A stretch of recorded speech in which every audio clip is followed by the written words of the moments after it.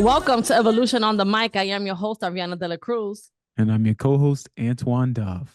And we are back, season 5, The Leader in You, episode 5, Best Practices for Developing Leadership Skills. Y'all, in our last episode, we discussed the final 3 leadership styles out of the 10 that we had discussed, which included charismatic leadership, authentic leadership, and bureaucratic leadership. We definitely recommend that you guys watch this episode if you haven't already, because it really lays out the foundation of all the leadership styles that are most common that we see in this day and age, the leadership styles that most leaders have. Okay, so we want you to really hone in on what these mean, on what these are, and I hope you guys had a time to reflect to see which type of leadership skills you see yourself in, or which ones do you aspire to be. Okay, so definitely check it out if you haven't already. But on today's episode, we are going to discuss the best practices for developing the leadership skills that you need to be an effective leader. Okay, but before we get into all that, Antoine, how are you? How you been? Ooh, I'm doing great. I am back, baby. Also, how Got was your back. trip? I was great. It was fantastic. I mean, I think I can't take, I don't take time spent with my daughter for granted because I don't get much of it. And so when I do go out to LA and spend that time with her, it's just our time. It's just us. We're doing our things.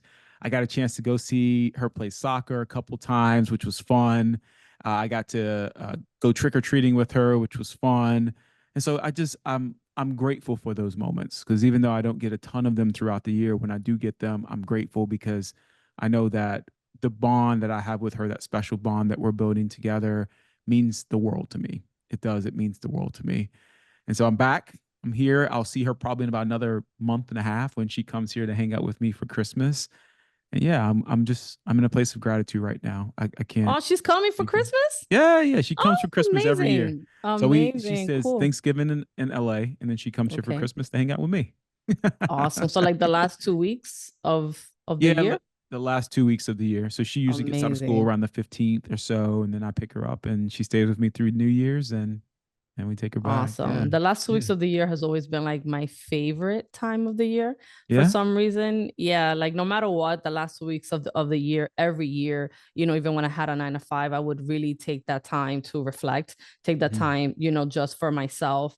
And really like start planning how I want my next year to be. So I usually Mhm. slow things down a lot. Even when I had 9 to 5, like my bosses already knew like my birthday's in December, then Christmas, then New Year's, and New Year's is like, my favorite day of the year. So I usually tend to slow things down around that time. And now as a business owner, I'm grateful that I get to control my time, right? And what I do or don't do. Mhm. So I'm now starting to plan to do things in the beginning of December because I'm going to New York in the middle of December, and then right after that is the holidays. So it's my favorite time of the year. So I'm sure when your daughter grows up, that's probably going to be her favorite time too, knowing that every year the last 2 weeks she gets to spend it with you. And who Yeah. doesn't like love Christmas and New Year's, Oh, especially as a favorite time. kid, right? Yeah. Especially as a kid, more so.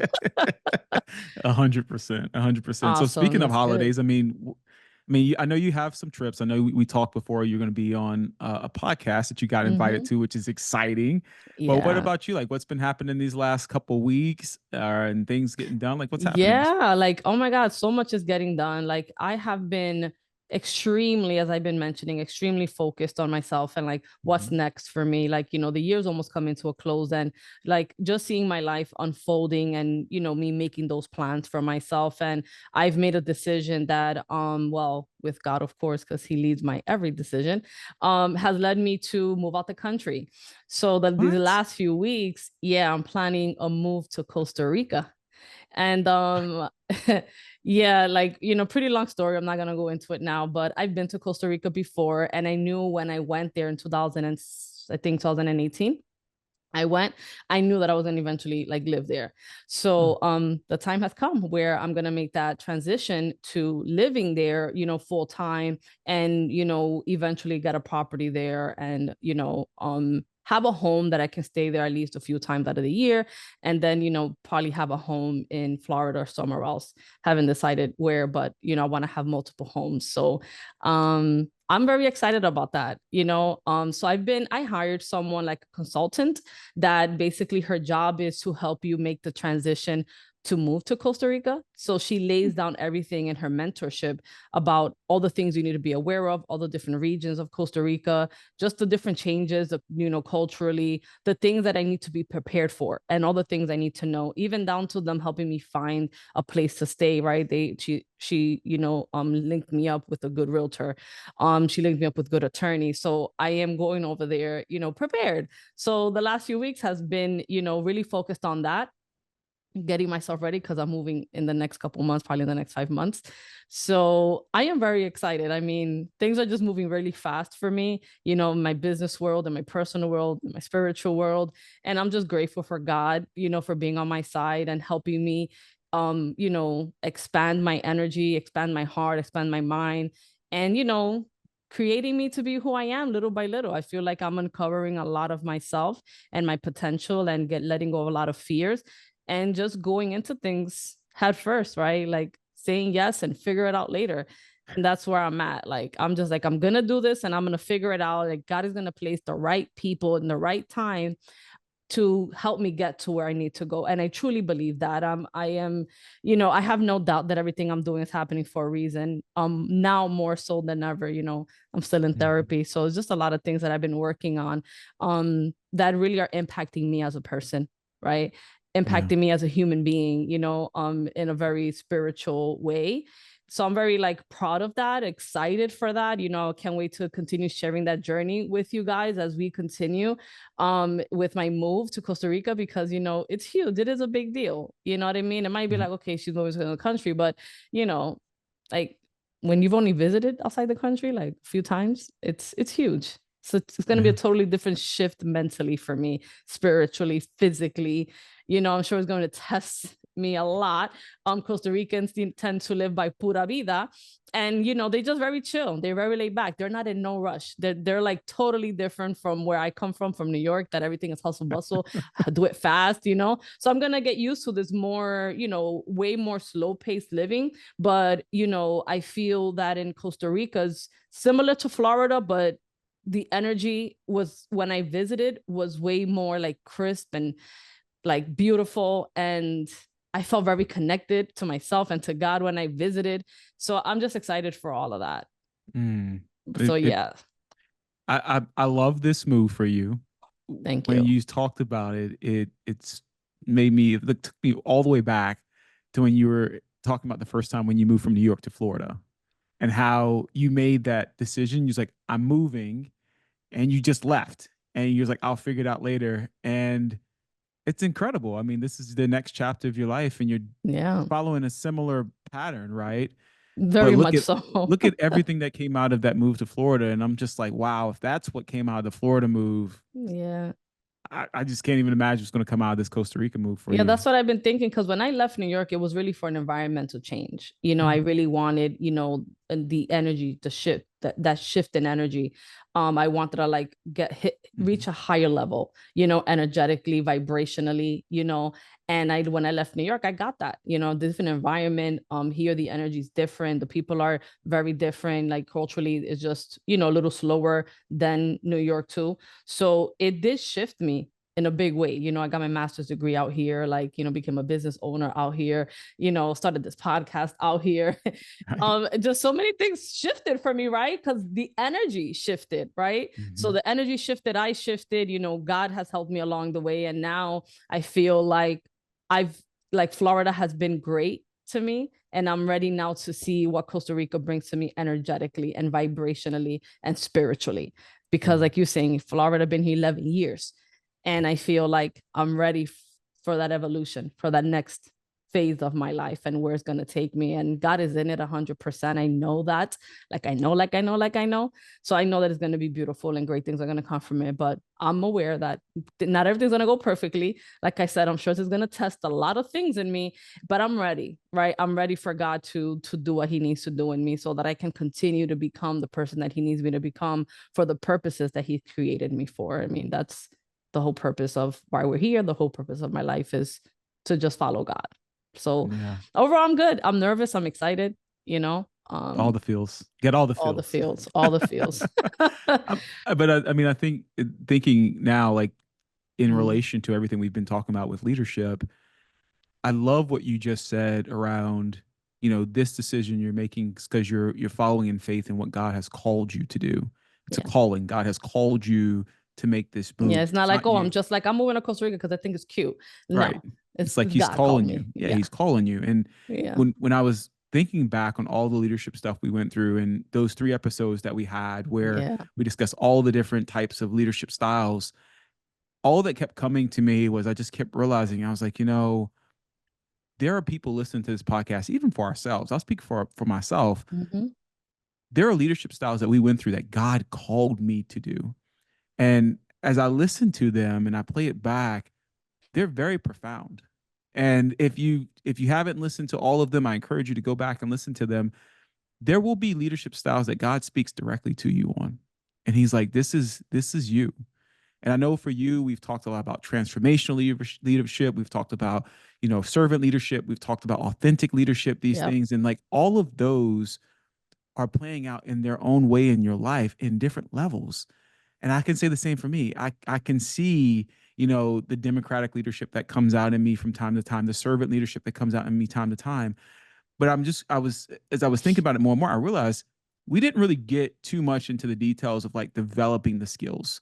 So Mm. it's like one of those things where your calling. God has called you to do something with this. You feel that, but like, how do you grow it? And I think that's one of the things I think you've mastered in many ways of your life, Ariana, is Oh, you'll start. mastered. Oh, Jesus. Well, yeah, because I mean, I'm when working on it. what I mean is that you started places in your life, right, where you only knew so little, and like you just said it, like I don't know everything, but I'll figure it out later. Just get started. Yeah. I think sometimes we get caught up in that analysis paralysis phase of like, all right, this is my leadership style, but like, what do I do? What do I do? What do I do? And I think sometimes it just starts with getting started and then developing those skills over time Hmm. and realizing like, hey, this is what God has called me to do and seeking his guidance and his leadership for what's next. All right, God, you've called me to do this. How is this going to show up in my life? How is this going to show up in my job? How is this going to show up in my family? How is this going to show up in my relationship? Because believe it or not, all of those Yeah. leadership skills are not just for the workplace, Not at all. right? Not at We've been all. called to be leaders on a much higher level, a much bigger level. And it's all about you reaching those, what I would call almost like tranches. Like you're at this level and you exceed and you've mastered it. And then it's like God takes you to the next level. It's like Ariana leaving New York, going to Costa Rica. She wasn't ready for that back then, right? Like it was a lot. Like you Oh, just said, no.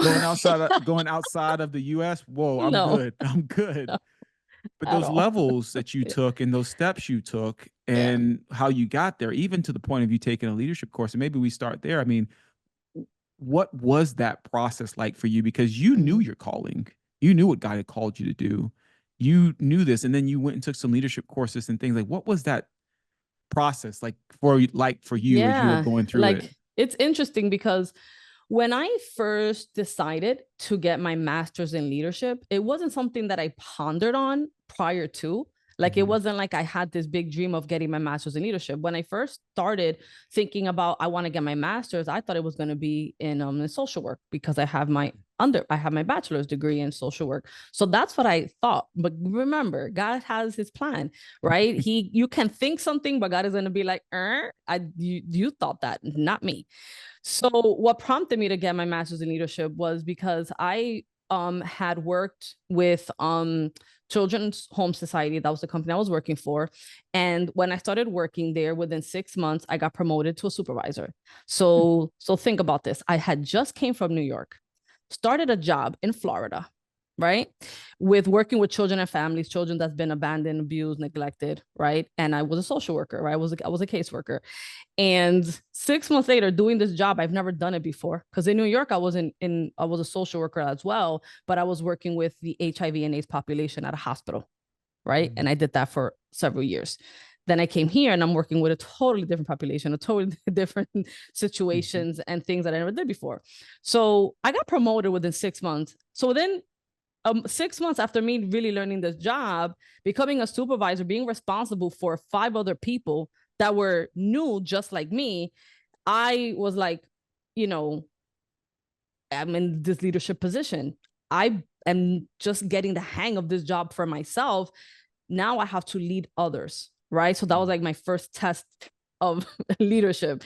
So at the time I had, I had went with, my ex to go and research some programs at Palm Beach Lake, Palm Beach Atlantic University.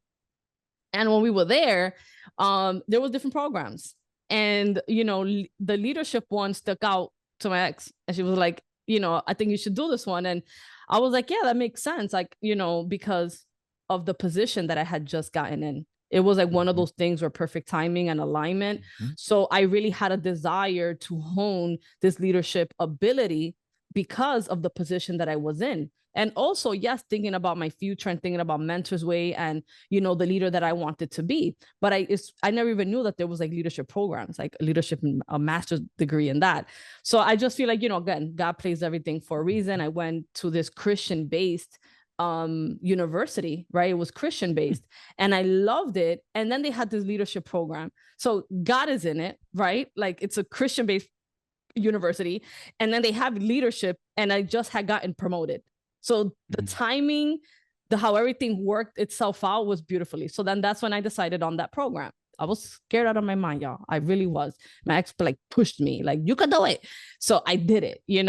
So definitely grateful for people in our lives that push us and sees us before we fully see ourselves. Amen. Amen. So I definitely appreciated the push because, I learned so much and that I was able to immediately apply to my staff, right, to my team as a leader. You know what I mean? So that was like my reasoning to get it. It was mainly because I had a need in that moment, right? I was thrown into this leadership position as a supervisor with, a team that was newer than me, and I have to step up to the plate. And how can I do this? I want to be the best, right? If I'm going to take on something, I want to master it. I want to be the Mhm. best at it. And I want to do good, and Mhm. I want to have an impact and I want to make sure I'm doing the best that I could. And I knew that I didn't have the skills. So that's what really prompted me to, get my master's degree in leadership. That's incredible. And I love how everything was connecting. And it's I found in my life because similar experience, except I didn't move and then got put into then selected a leadership program. I just was always seeking to be a better leader. Like people would tell me in my life and they'd say like, Antoine, I think you have great leadership skills. And to me, to be very honest, I didn't really know what that meant. Like I really didn't. Like someone says you have great leadership skills and you're younger, like you're like in teenage years and things like that. I mean, what does that really mean other than like if you're on a sports team and maybe you're like the captain of the sports team and things like that? But like it didn't really register with me. And what ended up happening was I just continued to pursue different type of leadership programs that I would find. And in some cases, I was selected to be a part of leadership programs. But what I Mm. realized was that just like your journey, you have to seek it out. Like it's not going to come to you. No one's going to come banging on your Yeah. door telling you that, hey, you need to take this course or you need to take this experience or you need. No one's going to do that. Like your life that you have is the life that you create. And if you're doing it the right way, it's not only yours you're creating it within the context of what God has called you to do. And I think Yeah. when we think about leadership sometimes and even just I won't even say leadership, just development in general, sometimes there's a sense, for me at least, there was a sense of like some pushback in some ways in which I would get in my own head and it would keep me from moving forward for whatever reason. Maybe I was skeptical about something, or maybe I didn't think I had the it factor or what it Mm. was that I needed to be able to move forward. But there's something to be said about taking action and taking that leap of faith. When you know something deep down in your heart that you've been called to do, and I will tell everyone on this podcast, everyone that's listening, you are a leader in some way, shape, or form. Yeah. You are a leader, whether you Sure. believe it or not, whether you're unsure if you are, whether someone's told you it before and you still are like, I don't know what they see. You are a leader. And what that leadership looks like and how you define it is completely up to you. Completely up to you. But the growth in which you see and the effectiveness that you have in terms of your leadership all comes down to what you put in. And that's what I Exactly. see with you, Ariana, is that, you you could have just got a leadership position and, they promoted you in 6 months, which is Did the incredible, best I by the could, and way. that's it. Just like whatever, like I'll just do whatever. I'll figure it out. Okay, I screwed up. Oh well, I screwed up. I'll figure it out. But no, like you had this burning desire to say, all right, I've been chosen. And Mm-hmm. that's what it is. I've been chosen. Someone saw something in me. They chose me and said, you have something great. I think you can not only do your job, but also help other people do the job as well and succeed. This says a lot.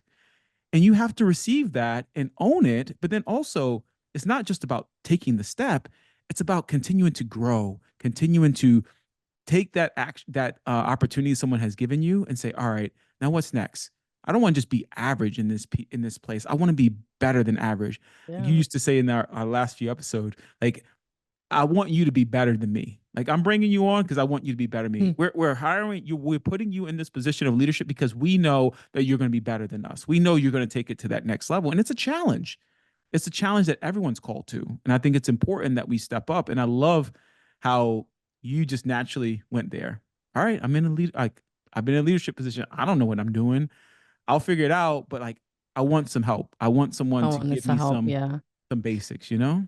Yeah. And I mean, that was very important to me with everything that I do in my life. It's if I'm going to put my energy and time into something, I'm going to want to be the best at it. I'm going to try to get resourceful. Right. Mhm. So resourcefulness is my biggest component, my biggest like trait that I hone is I'm gonna get resourceful. I'm gonna try to figure it out, I'm gonna do some research. So for me, it was getting a whole master's degree. But for you watching, if you feel like, I've been called to be a leader, I've been called or I'm in a position of leadership and I want to get better, you don't have to 100% go and get a whole master's degree, right? There are websites that offer free courses for leadership like programs that you can get certificates, right? Antoine told me about this when we were talking about it the other day. It's called Coursera. So it's Coursera. So if you go to Coursera.com, there's free leadership programs in there. And when I went to the website, I was shocked. You know what I mean? Like, I still have it up. Like they have so many leadership programs, like, developing as a leader, like leading teams, building effective team cultures, designing the organization, managing the organization, business strategy, corporate strategy, strategic leadership and management. Like, there are so many things that are available to us, and all we have to do is seek, right? Seek and we shall find. And or ask questions, like I always say, get resourceful, because that's the best way for you to hone something, to understand something, to learn, to grow, to get better, is first to seek the knowledge. And there's a lot of free knowledge out there, and programs, and now certificates that you can go and get to start harnessing those skills if you feel like you've been called into some type of leadership ability, or some type of leadership position, right? And it doesn't always have to be in the professional world, in your personal world as well. Like, if you are the head of a household and you're leading, your family, and you're leading your kids, and there's leadership skills like communication, decision making, balancing responsibilities. These things that we're going to take into our everyday lives, not just in the corporate world. So I think it's great to seek out information pertaining to leadership, whether you are in the corporate world and you right now have that, position, or if you're just like in your personal life, your day to day. These are things that are going to help you overall as a person. It's going to help you grow as a person, connect with other people better, because just having this deep understanding of how to be an effective communicator, how to, how to resolve conflict, right? How to make decisions, the best decisions, and how to approach situations and people. I mean, it's just as simple as that, as to why I would recommend we all do it. And if you feel like you're called to get a master's in leadership, go ahead. It was amazing. I mean, I'm in Florida. I went to Palm Beach Atlantic University, and it was the best like 2 years of my life getting my master's degree there. Like, it changed me. I fully understood the type of leader I wanted to be, which is a transformational leader, a servant leader, an authentic leader. And I live by those. I love those, and I want to embrace them more and be more of those leadership styles. So we're bringing this here with you guys, right? And we, went over all the leadership styles and broke them down and gave examples of, successful people in this, successful people that have lived or still living that, showed those leadership, so you can kind of get an idea of what we were talking about. So we already did that, but today we want to show you guys that you can grow and develop this leadership ability, right? By just having the free resources, by going online, by going on Google. You can, get a certificate, get your master's degree, or your bachelor's or something like that. Or you can just, learn from mentors, which is another area that we wanted to go into, right? So you want to first be like, know within yourself that you have the ability to go out and seek information. That's like the first thing that we wanted to cover. It's out there, right? You want to develop the skill, there's information, go out and seek it. Now, there's another level, right? There's another step that you can take as well to develop your leadership abilities. And it's, learning from mentors, right? If you do have a 9 to 5, you have a job and you have a boss, right? You can go and ask them questions, right? You can ask them, like, okay, how do they do things, or how do they process things? And, you can kind of shadow your boss and see exactly how they do things, or your supervisor. And you can kind of, start seeing how they do things and make it your own. You can ask questions. You can hire a coach, right? So if you don't have a 9 to 5 and there's not a leader or supervisor that you feel connected to, or that you feel like can help you grow in your skills, you can hire a coach, right? That's another way. Like, you can hire either like a life coach, you can hire a coach that specifies leadership, that can help you hone those skills, right? So these are things that you might want to do as well, on top of, getting certificates and stuff like that, is finding someone that's going to work with you one-on-one. And for me, I remember it was kind of hard for me when I was working with Children's Home Society, right? And I became a supervisor, and there was other supervisors there that was doing it for years, right? And they were so awesome. I felt like how they do that, like how they manage a team, and they have their own caseload, and they're so organized and efficient, and like their team loves them, and they have like pizza party every Friday. Like there was always like balloons, and it was always like a festivity in their office, because their team loved the supervisor so much that they will always have like balloons, flowers, like they were always having like parties, like they always celebrated parties. And I was like, oh my God, I want to be like her, and I want to be like him, and I have an easy resource there. I could have, and I wanted to, I never did though, ask them, how do you do this? Like, when you started, what were some of the steps you took to be so organized, to effectively communicate with your team? You have when you have new staff, how do you communicate with them? How do you teach them? Like, what do you do? How are you so patient, right? So there was questions that I had, like, how they do that. Oh my God, they're the best. And that was something that I could have done better, with asking questions and learning from them, right? Learning from other supervisors that were doing what I'm doing, but at a level that I wanted to emulate. I had the resources there, but because of fear, right? Because I didn't want to look stupid, because I didn't want to feel like, oh, I'm not good enough. Like, I was like, I'm not asking the questions. I'm going to figure it out. I'm getting my master's in leadership, so I'll get there eventually, right? My time will come where I'm the best and everybody's loving me, and giving me balloons and stuff like that. But it did imprint in me something amazing, right? Where I want to celebrate birthdays. If when I'm part of a team, like, I remember people's birthdays, I want to celebrate them.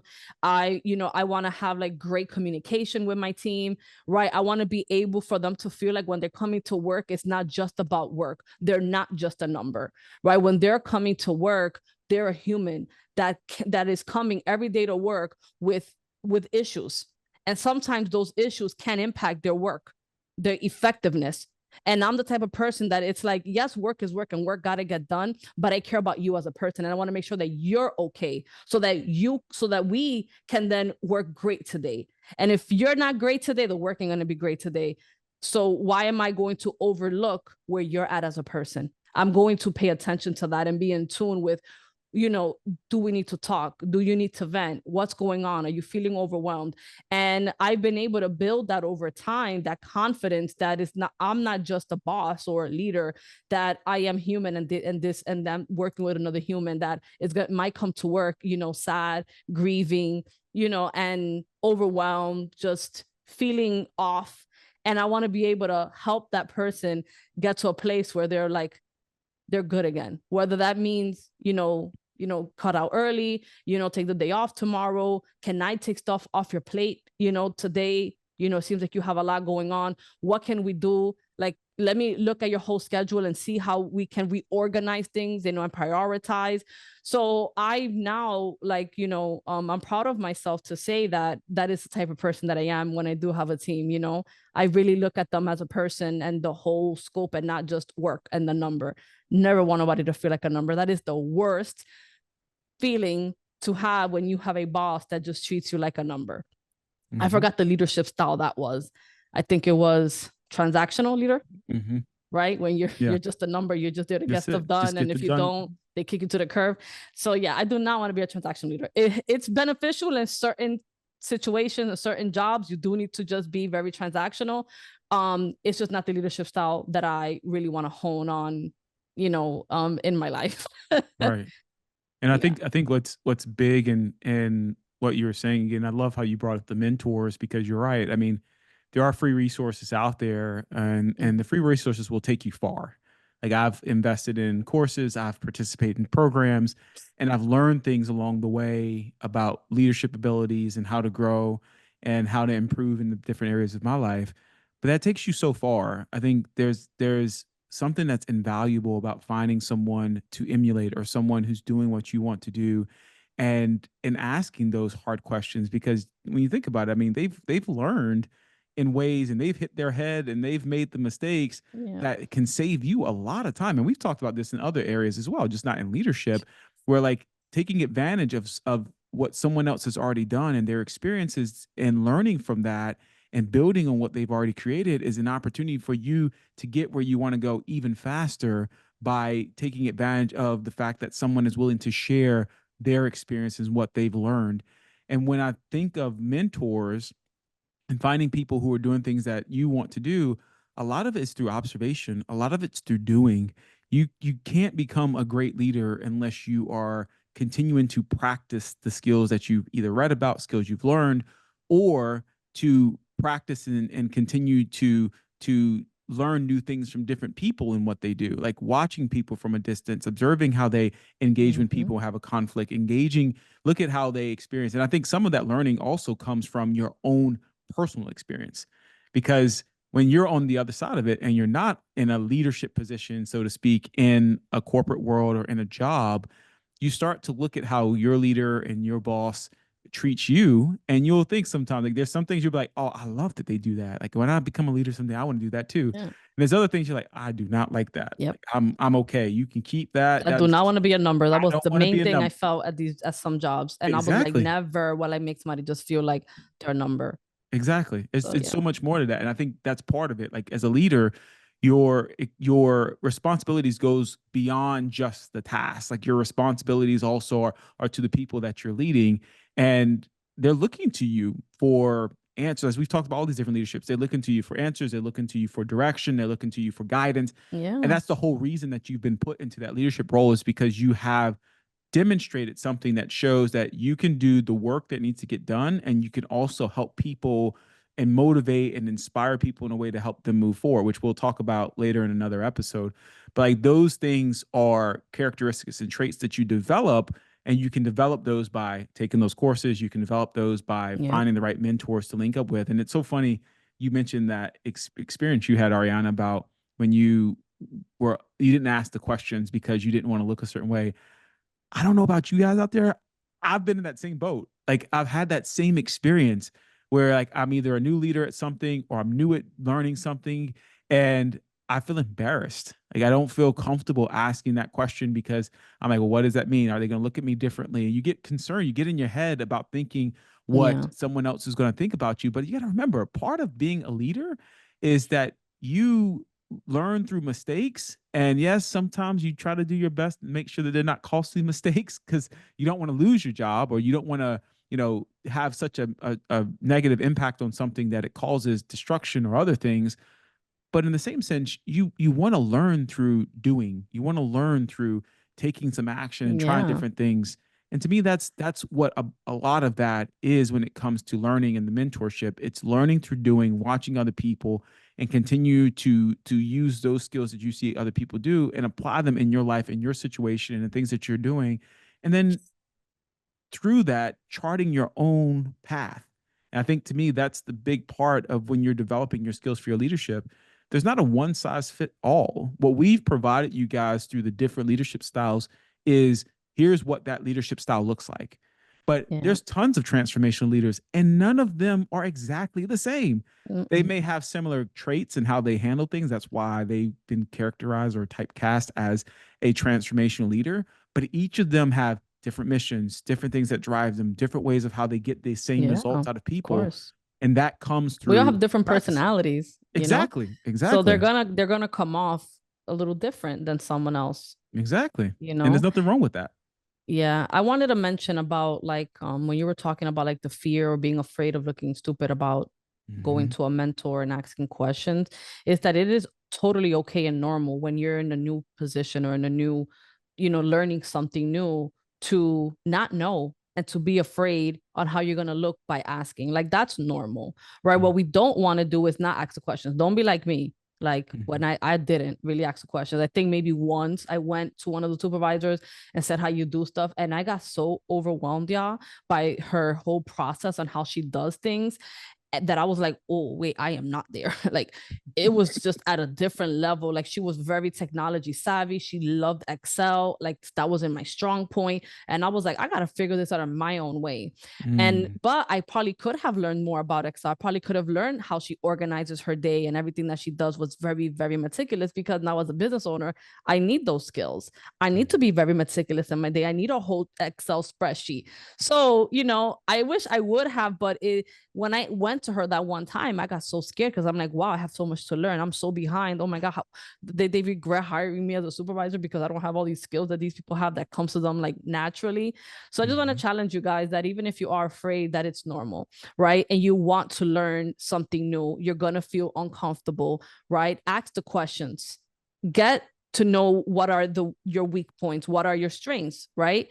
And harness the weak ones, maintain your strengths.